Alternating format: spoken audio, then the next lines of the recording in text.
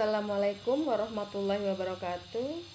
Ya, pada hari ini saya akan membahas tentang bab 3 metode penelitian untuk jenis penelitian dan desain penelitian.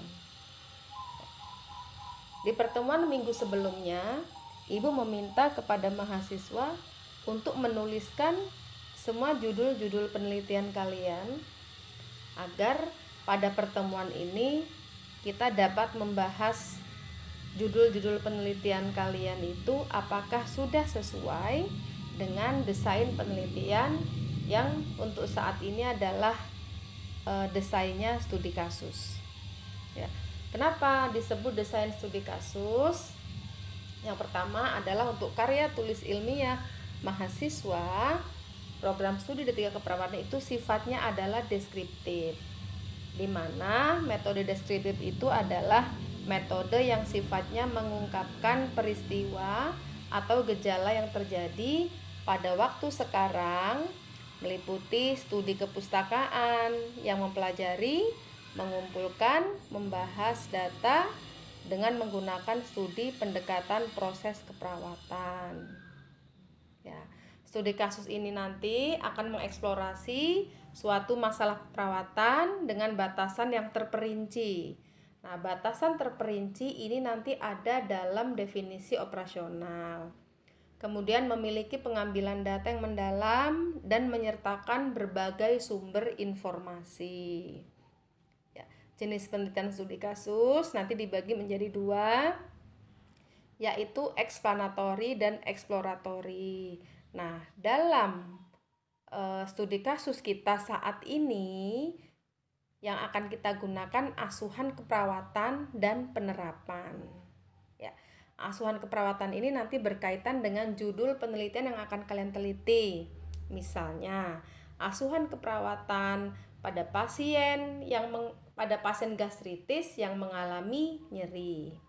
Kemudian untuk penerapannya, contoh judulnya adalah penerapan teknik relaksasi napas dalam untuk mengurangi nyeri pada pasien gastritis. Jadi seperti itu untuk contohnya. Nanti apa yang akan kita teliti itu mencakup 5 proses keperawatan. Dimulai dari pengkajian, diagnosa keperawatan, intervensi, implementasi, dan evaluasi. Nah, kenapa kita memilih studi kasus?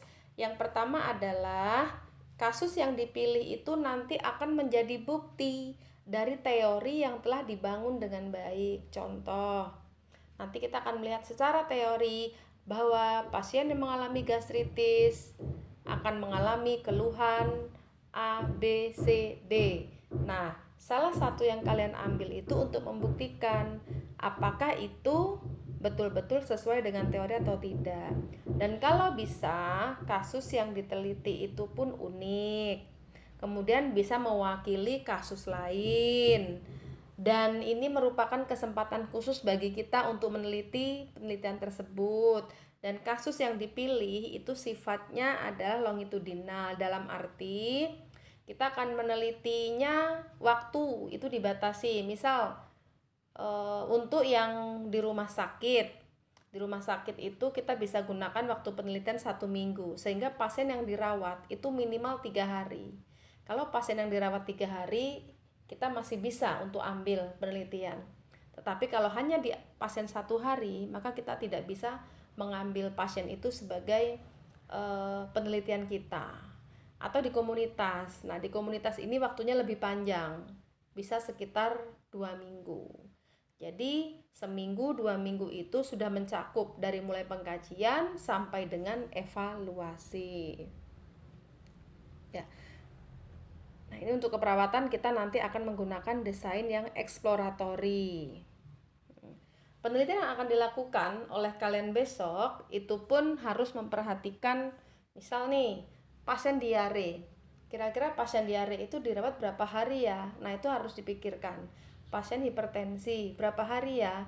Pasien DM itu berapa hari ya? Jangan sampai kita sudah masuk ke rumah sakit ternyata pasiennya hanya dirawat 1 hari. maka Anda harus ganti kasus. Ya. Kemudian tempat itu juga penting. Nah, nanti untuk mahasiswa yang mengambil peminatan KMB, kemudian anak, kemungkinan besar itu penelitiannya harus dilakukan di rumah sakit. Sementara untuk yang keluarga, gerontik, atau maternitas, itu boleh diambil di komunitas.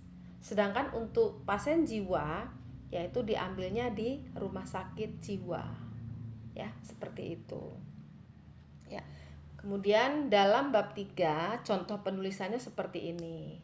Penelitian studi kasus ini adalah studi untuk mengeksplorasi masalah asuhan keperawatan dengan diagnosis diabetes mellitus dan gangren.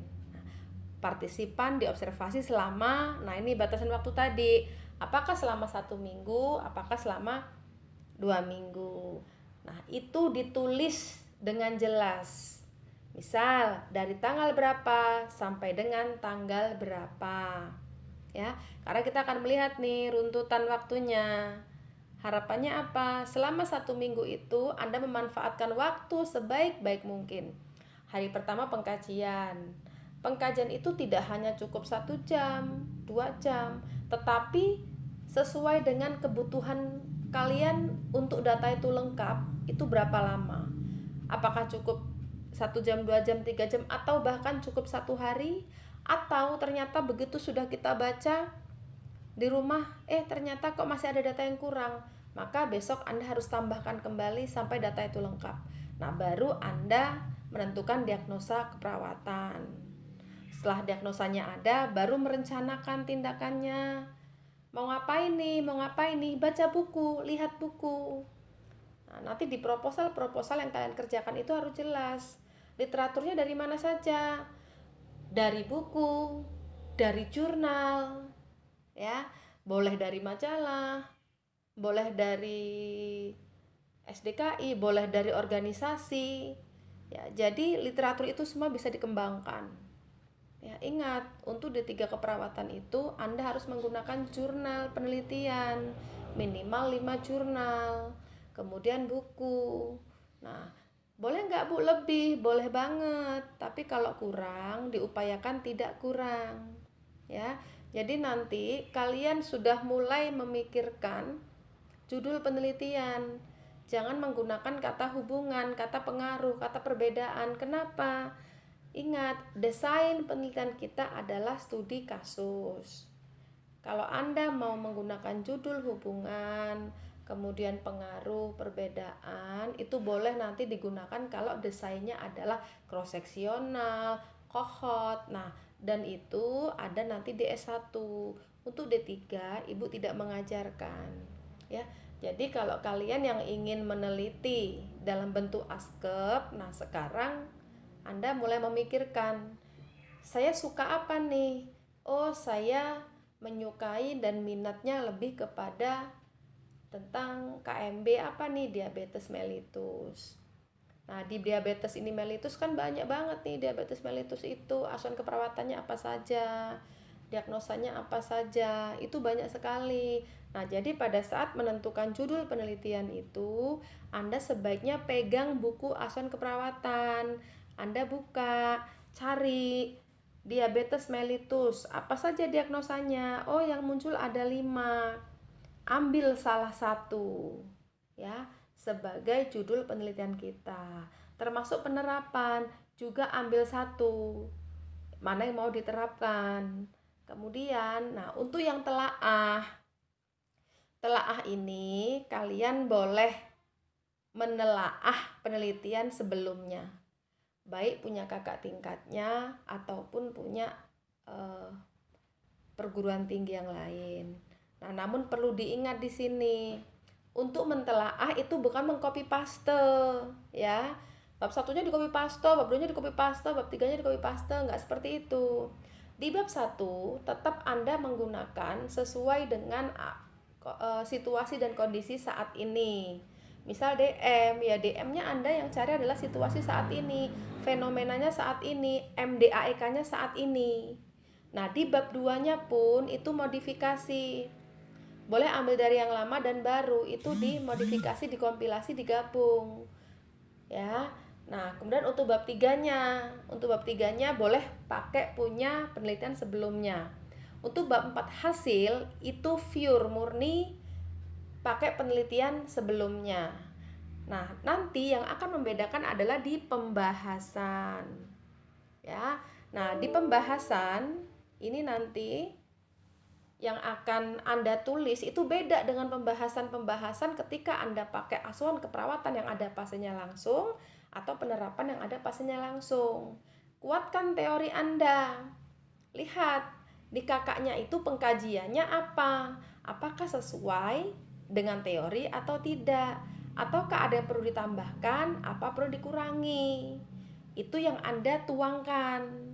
Dari penelitian A dijelaskan bahwa pengkajian pada pasien dengan diabetes mellitus mencakup ABCD. Namun, ada beberapa hal yang di penulisan tersebut tidak dilakukan pengkajian oleh peneliti sebelumnya, yaitu apa. Tulis.